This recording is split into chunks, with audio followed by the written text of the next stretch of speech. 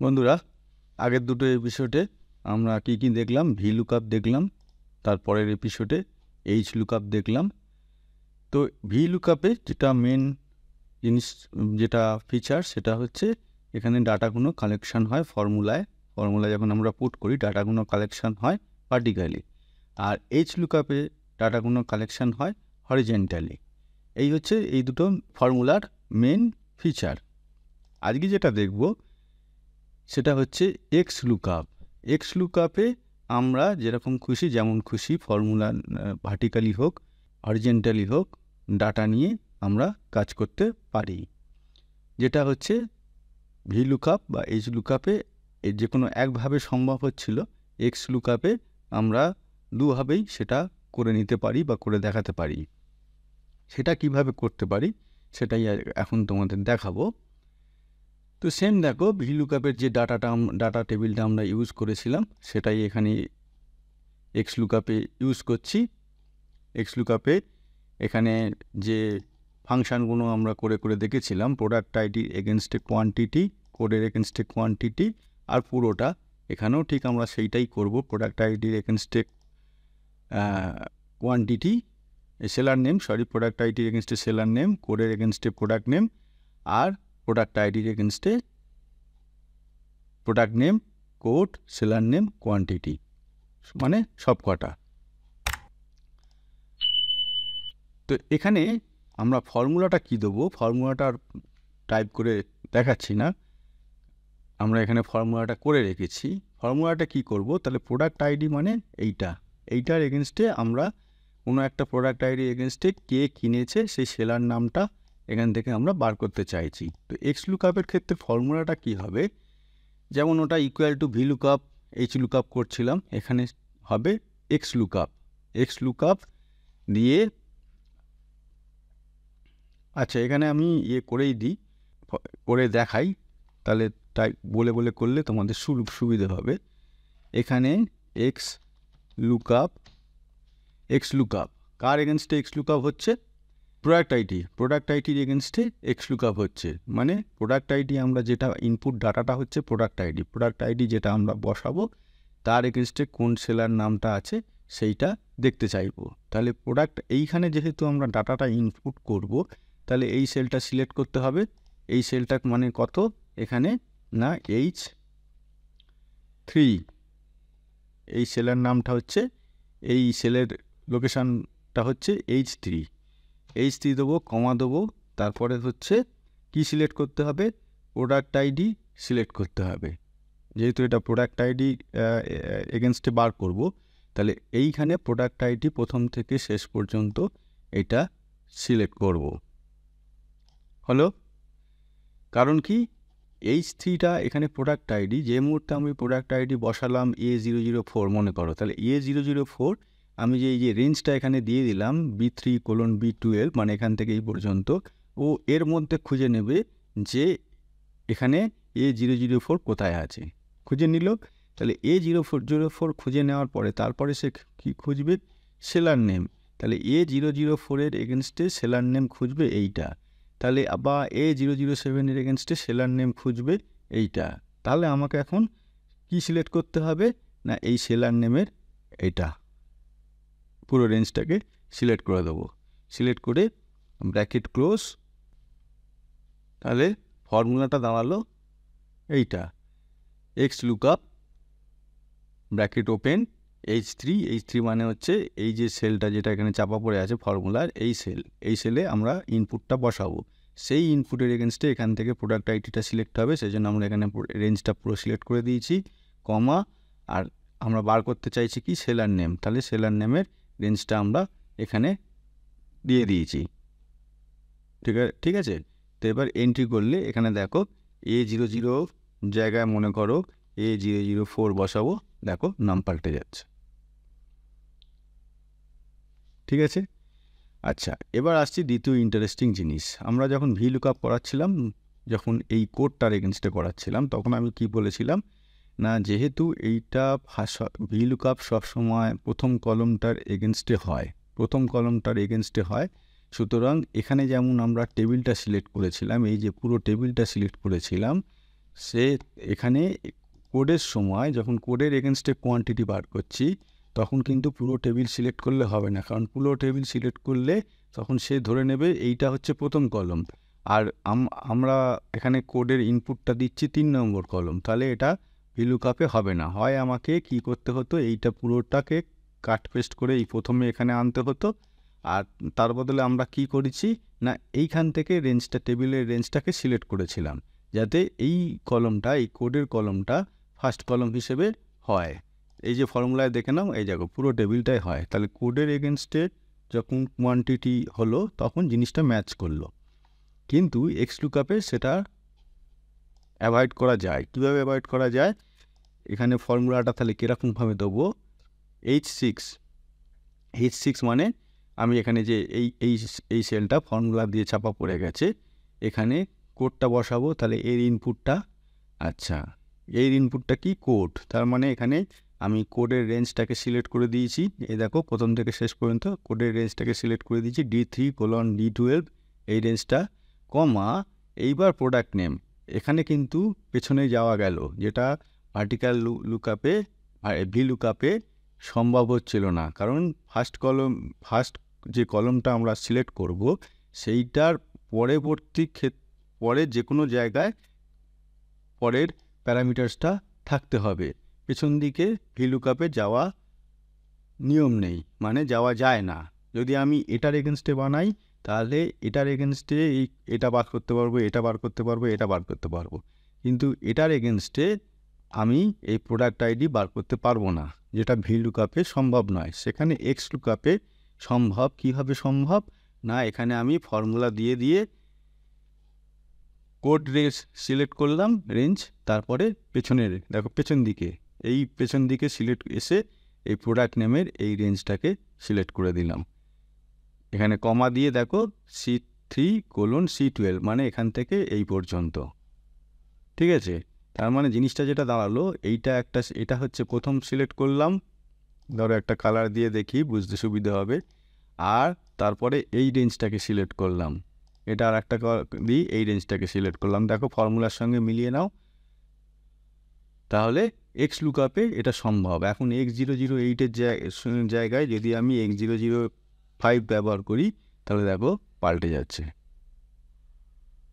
বোঝা গেল। এরপরে আমরা ফাইনালি যেটা এইখানটায় আসবো, যেটা ভিলুকআপের ক্ষেত্রে এখানে হচ্ছিল যে ফর্মুলা দিয়ে, তার সঙ্গে এটা কি পার্থক্য দেখে নাও। এখানে যে ফর্মুলাটা আমরা দিয়েছি, এক্সলুকআপ $সাইনগুলো দিয়েছি কারণ ওখানে সেলগুলো লক করতে হবে। H9 মানে কোনটা, এইটা, এই সেলটা হচ্ছে H9, এই সেলটা দিতেই হবে কারণ এটা প্রোডাক্ট আইডির এগেনস্টে শুরু হচ্ছে সব কটা জিনিস, সেই জন্য এই সাইনটা দিতেই হবে। তাহলে H9, এই H আর 9, তারপরে দিয়েছি দেখো B3:B12, B3 মানে হচ্ছে এইটা প্রোডাক্ট আইডি, যেহেতু এটা প্রথম প্রোডাক্ট আইডি শুরু হচ্ছে, এটা দিতেই হবে, এই রেঞ্জটা সিলেক্ট করেছি, B12 মানে কোনটা,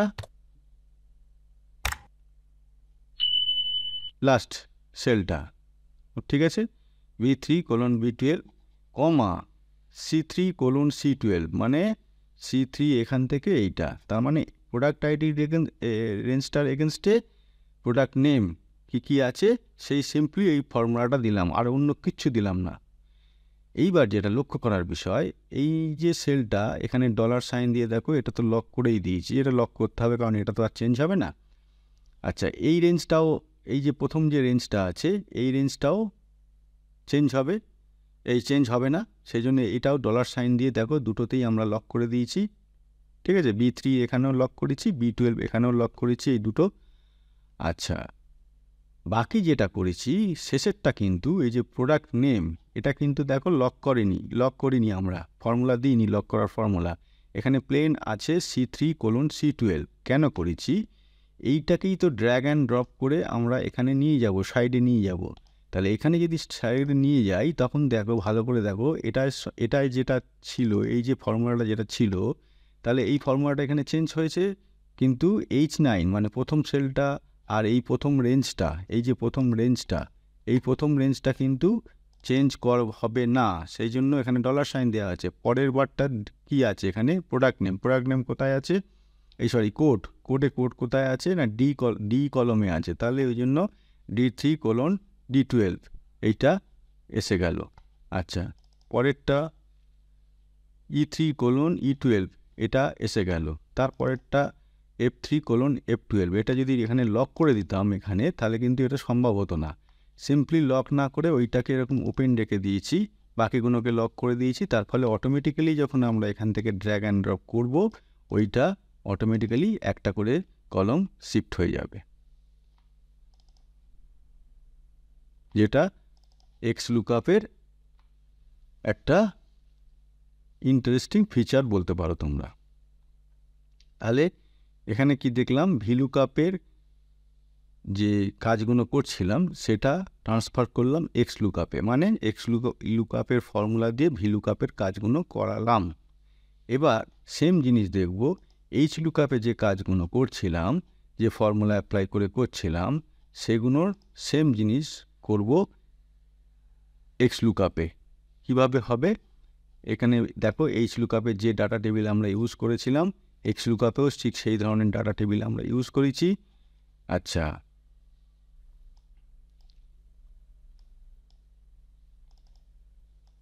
XLOOKUP-এও সেই ডাটা টেবিল ইউজ করেছি। তাহলে এবার ফর্মুলাগুলো দেখে নিই। এখানে HLOOKUP-এ এই যে ফর্মুলা এখানে দিয়েছিলাম, XLOOKUP-এ কী পার্থক্য আছে দেখো, সিম্পল। XLOOKUP-এর ফর্মুলা অনেক সিম্পল। অত এখানে দেখো, যদি তুমি এখানে VLOOKUP-এ যাও, এই যে ফর্মুলাটা দিয়েছি এখানে, এটা কলম স্যান্থ এসব কত একটুখানি কি বলবো, ফর্মুলাটা XLOOKUP-এর তুলনায় একটু জটিল। আবার যদি HLOOKUP-এ যাও, এখানেও দেখবে ফর্মুলাটা XLOOKUP-এর যখন XLOOKUP দেখাবো এক্ষুনি, দেখবে XLOOKUP অনেক সহজ, অত জটিল নয়। তাহলে ফর্মুলাগুলো দেখে নিই কী আছে এখানে। প্রথম I7 মানে হচ্ছে এখানে আমরা তো এই জায়গাটায় তো আমরা এখানে বসাবো, ইনপুটটা দেবো। তাহলে এই সেলের ডাটাটা তুলতে হবে। এই সেলের ডাটাটা তুলতে গেলে আমাকে এই সেলের লোকেশান নাম্বারটা দিতে হবে। সেই জন্য এখানে দেওয়া আছে I17, কি আছে B17 থেকে F17, মানে কোনটা, এই পুরো লোকেশান, এই যে পুরো লোকেশান এইখানে আছে, location north south east West, এই পুরো রোটা আমি এখানে রেঞ্জটা দিয়ে দিয়েছি। তারপরে কমা দিয়ে কোন রেঞ্জটা দিয়েছি, টোটাল বার করতে চাইছি না, এখানে টোটাল, এই যে টোটালটা তো আমি এখানে বার করতে চাইছি। তাহলে টোটালের যে রেঞ্জটা সেটা দিতে হবে। টোটালের রেঞ্জটা মানে এই যে নিচে থেকে নিচের এই রোটা আমাকে পুরো দিতে হবে, সেই জন্য পুরো দিয়েছি। ব্যাস, ফর্মুলা শেষ, আর কিচ্ছু জটিল নেই, সিম্পল ফর্মুলা। এবার মনে করো এখানে যদি আমি ইস্ট দিই, ইস্ট চলে আসবে। বা এটা যদি ভুল কিছু হয়, তাহলে আগে যেরকম দেখিয়েছিলাম এখানে ফর্মুলা এরর আসছে, আগে যেরকমভাবে এখানে দেখিয়েছিলাম যে ফর্মুলা এরর কী কবে করে নিতে হয়, যে ইফ এরর ফর্মুলা চাপিয়ে তারপরে এখানে নট ফাউন্ড লেখা বা নিজের যেটা খুশি সেটা লেখা ডবল ইনভাইটেড কমার মধ্যে, সেটা এখানে আমরা করে নিতে পারি। সেটা আর এখানে দেখাচ্ছি না, যেহেতু আগে দেখিয়েছি বলে। তো এই হচ্ছে XLOOKUP-এর সিম্পল ফর্মুলা। এবার আসি এই জায়গাটায়, যেখানে দেখো এখানে কত জটিল ফর্মুলা, এখানে তুলনামূলকভাবে এক্ষুনি তোমরা দেখতে পাবে যে HLOOKUP-এ একটু ফর্মুলাটা কত জটিল ছিল। এখানে রোজ, এটা ওটা, কমা দিয়ে জিরো, ব্র্যাকেট, এসব এত কিছু এখানে XLOOKUP-এ দরকার হবে না। দেখো সিম্পলি আমি যেহেতু আবার বলি, এই যে লোকেশানটা আমরা এখানে তো ইনপুটটা দেবো, এখানে লিখবো কোনটা, এখানে কোনটা বার করতে চাই, তাহলে এই লোকেশানটার এখানে দিতে হবে L17, এই যে L আর এই তার এখানে এসে 17, এটাকে লক করে দিতে হবে অবশ্যই, কারণ এটা তো চেঞ্জ হবে না। যখন আমরা ড্র্যাগ অ্যান্ড ড্রপ করবো তাহলে এটা চেঞ্জ হয়ে গেলে মুশকিল, এটা তো চেঞ্জ হবে না, সেই লক করে দিয়েছি। কমা, তারপরে দেখো B17 থেকে F17, মানে এই যে B17 থেকে F17, এই যে লোকেশানেরটা আরেকবার আমরা এখানে রেঞ্জটাকে সিলেক্ট করে দিয়েছি। কেন লোকেশানটা সিলেক্ট করে দিয়েছি, কারণ এই যে লোকেশানটাই আমরা ডাটাটা চাইছি, এই লোকেশানের ডাটাটাই তো চাইছি, ফার্স্ট ইয়ারে কত, সেকেন্ড ইয়ারে কত, থার্ড ইয়ারে কত, ফোর্থ ইয়ারে কত, এবং ফাইনালি টোটালটা। তাহলে সেই জন্য লোকেশানের রেঞ্জটাকে আমরা দিয়েছি এবং লক করে দিয়েছি, কারণ লোকেশানটা কখনো চেঞ্জ হবে না। নর্থ সাউথ ইস্ট ওয়েস্ট ওটা ইনপুটটা সেম থাকবে, সেজন্য ডলার সাইন দিয়ে এখানে F4 প্রেস করে ডলার সাইন দিয়ে এখানে আমরা রেঞ্জটাকে লক করে দিয়েছি। তারপরে যেটা আছে সেটা দেখো, সেটা কিন্তু লক করিনি। কী রেঞ্জ, কোন রেঞ্জটা আছে? B18 থেকে F18।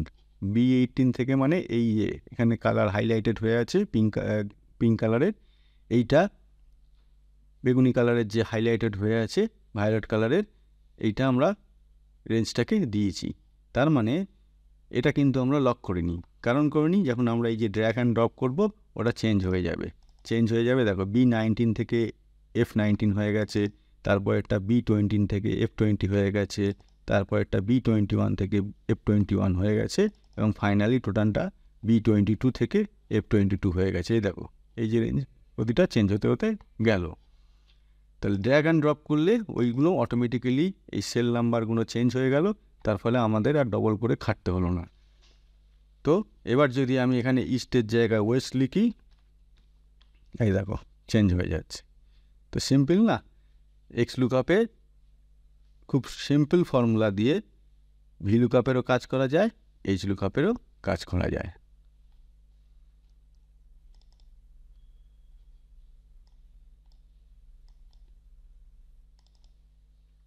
তো এইটা আজকে তোমাদের দেখিয়ে দিলাম যে ভি লুকআপের বদলে এক্স লুকআপ বা এইচ লুকআপের বদলে এক্স লুকআপের কী ফর্মুলা হতে পারে এবং কত সহজে কাজ করতে পারে।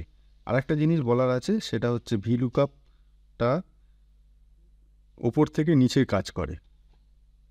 ভি লুকআপটা ওপর থেকে নিচে কাজ করে। যখন আমি ফর্মুলাটা অ্যাপ্লাই করব, সবসময় ওপর থেকে নিচে রেঞ্জটা সিলেক্ট করতে হবে। এরকম নয় যে নিচ থেকে ওপর রেঞ্জ, ওপর থেকে রেঞ্জটা সবসময় ওপর থেকে নিচে। কিন্তু এক্স লুকআপে ওখানে অপশান আসবে, যখন এখানে ফর্মুলাটা তোমরা টাইপ করবে দেখবে এখানে অপশান আসবে। কী অপশান আসবে? মানে এটা ওপর থেকে যেমন নিচে সিলেক্ট করা যায়, রেঞ্জটা নিচে থেকে ওপরে সিলেক্ট করা যায়, দুটোভাবেই করা যায় এক্স লুকআপে, যেটা অন্যান্যতে সেটা সম্ভব নয়। ভি লুকআপে বলো সেটা সম্ভব নয়। তো এক্স লুকআপের এই হচ্ছে ফিচার এবং কাজ করার পদ্ধতি। ফর্মুলার কী ফর্মুলা হয় সেগুলো দেখিয়ে দিলাম। খুব সহজেই আমরা বিভিন্ন রকমের টেবিল, যদি সেটা মনে হয় ভার্টিক্যালি ডাটা নিতে হবে তাহলেও সেটা ভার্টিক্যাল ভি লুকআপের বদলে এক্স লুকআপে করতে পারি। আর যদি মনে হয় হরিজন্টালি ডাটা নিতে হয় সেটাও এইচ লুকআপের বদলে এক্স লুকআপে করতে পারি। তো আশা করি দুটোর কম্বিনেশানে এই যে এক্স লুকআপ দেখালাম এটা তোমাদের আরও ভালো লাগলো আগের দুটোর এপিসোডের চেয়ে। তো ভালো লাগলে বন্ধুরা অবশ্যই ভিডিওগুলো লাইক করো, বন্ধুবান্ধবদের মধ্যে শেয়ার করো যাতে তারাও জানতে পারে, এবং যারা চ্যানেলটাকে যাদের অলরেডি সাবস্ক্রাইব করা নেই তারা সাবস্ক্রাইব করো। আমাদের এইরকম ইন্টারেস্টিং ভিডিও নিয়মিত তোমাদের কাছে পৌঁছে যাবে নোটিফিকেশানের মাধ্যমে, এবং তোমরা সেগুলো নিজেরা বাড়িতে প্র্যাকটিস করে নিজেরা এগুলো শিখতে পারবে। তো আজকে এই পর্যন্ত বন্ধুরা, থ্যাংক ইউ।